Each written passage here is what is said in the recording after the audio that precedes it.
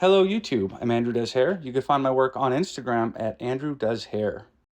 This is my client Dustin. He sings and plays guitar in a band called Thrice. Today we're going to give him a fade using clipper over comb.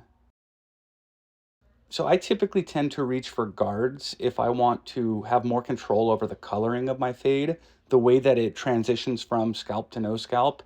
I can more easily control that blend if I'm using guards. However, I reach for a comb when instead I want to have more control over the silhouette that the fade produces. In a case like that, the blend from light to dark tends to be a little bit more organic looking, a little bit less kind of painted on, a little bit less airbrushed. So they're very different looks and very different approaches. Now, I used to actually cut Dustin's hair with guards, and then one day I forgot to bring my clipper guards to work, so I did a clipper over comb fade, and out of the blue, he texted me and said it was the best one yet. And so now the guy never gets a guard on his hair. Rarely. If I mess up, I'll grab a guard. You'll see. So Dustin came in wearing a hat, which is fine, except it means we got a dent in the side of the hair. And so the first thing we're going to do is shampoo it. Now that everything's been shampooed, I can go through and start trimming down the top. Now, the last time he came in, we went much shorter than we usually do. His hair is typically longer on top than this, but it was hot, and I think he was just sick of it. Everybody was sick of their hair during that heat wave, and I was chopping a lot off. This tends to happen a lot during the summer. So we took a lot off last time, and because of that, there's not a ton to take off today. I'm just kind of cleaning it up, shaping it up, texturizing it, and making sure that it's going to be shaped nicely as it continues to grow out again. Typically, I go for a pretty square shape here, but lately we've been rounding the corners a little bit because his hair does tend to stick way out on the sides. And so I figure if it's going to stick out, like, let's just have it stick out to a tighter, cleaner shape instead of having such strong corners. Now, before I actually do this fade, I want to go through and blow dry the hair. For the most part, I want everything to lay pretty naturally. I don't want to force it to do anything. There are a few exceptions where his hair grows straight flat forward. I want to blow dry it straight out, but everywhere else I'll let it sit kind of naturally. Now what I want to do is feel his head for the whitest part. Now, I only felt it once, but I'm playing it repeatedly here to give me a minute to point that out. And once I find the whitest point on his head, I know that's where I want to build my fade off of. Next, we have to kind of pick the angle. And what I like to do most of the time is just follow the angle that the bottom side of the head produces. And so, like, when I find that whitest point, I just rock the comb until it matches the angle of the bottom side of the head. And then I drive the clipper upward. And you can see right away, it's like a pretty fast result here. I like to think of doing this as like, this is my 0 guard, 1 guard, and 2 guard steps all at the same time, pretty much. Now I'm grabbing the hair, sliding the comb in horizontally from the scalp, and then kind of leaning it out to my angle that I want. And I'm cutting upward against the teeth, like perpendicular to the teeth. And the reason I cut this way as opposed to holding the comb parallel to the floor is I don't want the hairs to slip downward between the teeth of the comb. And if they do that, you end up with heavy spots everywhere the hair is laying a little bit down. And I don't want the clipper to push the hair up, because everywhere it does that, you end up with just inconsistency in the way that the hair cuts. And so by cutting with the comb vertically like that, it doesn't allow the hair to move up or down as you cut it. Now that I'm done working around the head, I can go back with a different clipper. I like the Andis Master when I'm working close to the scalp like this, because when you adjust the blade and open it wide open, it's longer than most other clippers. And so I find that I have a wider range to work with as I'm opening and closing the clipper here. So starting off, I'm going right near the bottom of my section with the clipper open and trying my best to blend it right into there. It's not perfect. Typically I will go back and touch this up a little bit more, but it's basically you take one pass with the clipper open, you close it up a little bit and go a little lower, and then close it up a little bit and go a little lower. And, in a perfect scenario, I'll just nail this first try. Where the hair is more dense, it's harder to blend it out there, and I do tend to have to go back and refine it later. Truth be told, it's really hard to see what I'm doing in the lighting here. I have a light pointed up into my eyeballs while I'm working. So once we got off camera, I went back with a guard and I touched up the back here. So don't hate on this fade. It's like unfinished here. I just didn't realize it at the time of recording. Near the front, you can see it blends much more easily because the hair is less dense. And so up there, it's perfectly fine. Once I'm done working around with my Andis Master, I'm going to go back with like an edger. I used to use a balding clipper for this, but I do so few bald fades that I just use an edger now. It's like one less tool, and I'm kind of a minimalist when it comes to tools. So as I get to the top of this section, I'm flicking the trimmer off the head to blend it into the section above it. Once I'm done with the fade there and the clipper work, I'm going to grab a pair of, this is texturizing scissors, and I'm just going to soften up the top of my blend area here. I'm not like bashing it up to the point that it's shapeless. I'm just like the reason I use a texturizing scissor is I can kind of slowly soften up that corner. Instead of like, if I used a regular scissor to do this, it would be like one pass and the corners come off. And so this way I can kind of like go in and sketch in the shape that I want.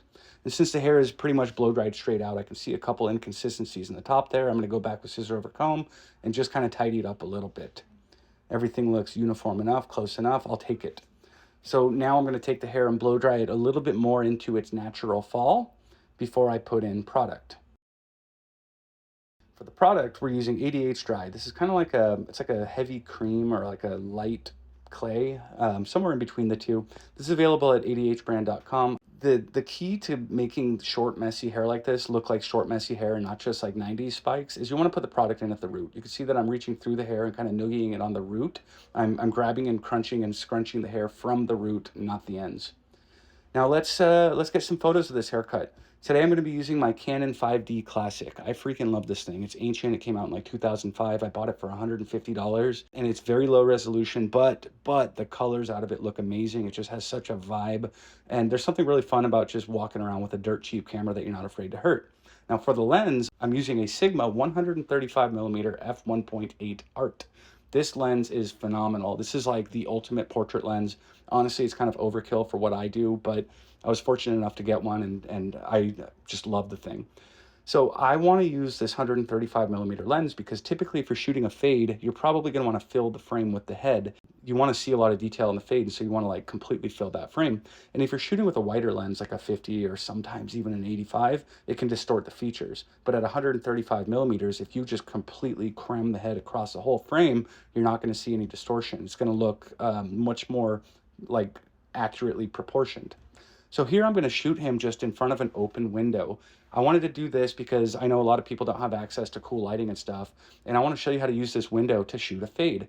So in the salon here, we do have salon lights up on top, but we also have this window lighting from the side. And you can see here with these iPhone photos that if you light a fade from the side, it looks amazing. If you light a fade from the top, it looks like a completely different head of hair.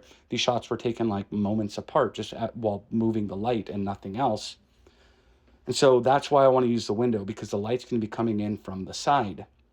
Now, the exposure can be kind of tricky because this window light is very, very bright. And then the salon lights, you know, they're bright to our eyes, but compared to the window light, they're not very bright. So if I expose bright enough to see detail in the dark hair, I'm going to lose detail in the fade and lose detail in the skin.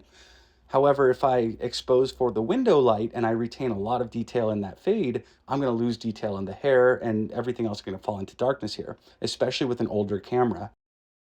And so I'm just going to take a minute here to fiddle with the exposure and try to find something that hits somewhere in between those two extremes to where I keep enough detail in the fade and keep enough detail in the hair, and the middle ground kind of works. But there's a problem. The salon lights are tungsten bulbs. They're very orange looking compared to sunlight.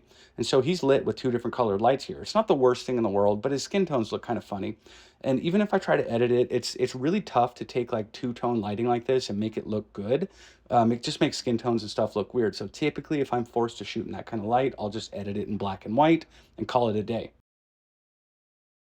But another thing I can do, instead of just editing in black and white, is I turned off those orange house lights on this side of the salon.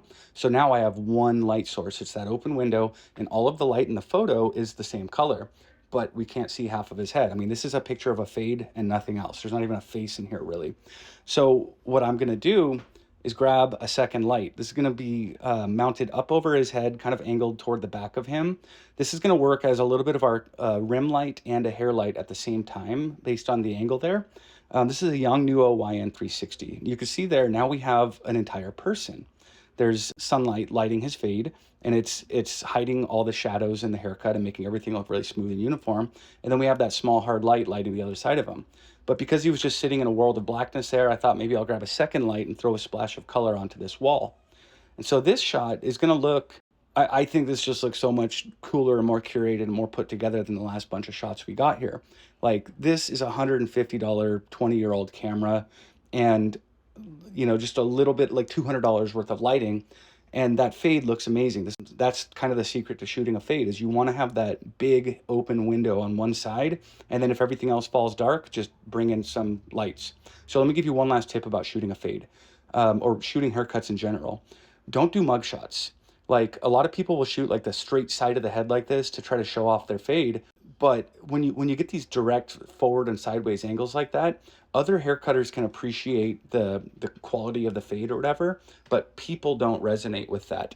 I've never had a client bring me in a mugshot that I've posted, but they always bring in pictures that are like of people's eyes and people's faces where they just happen to have a haircut that I did.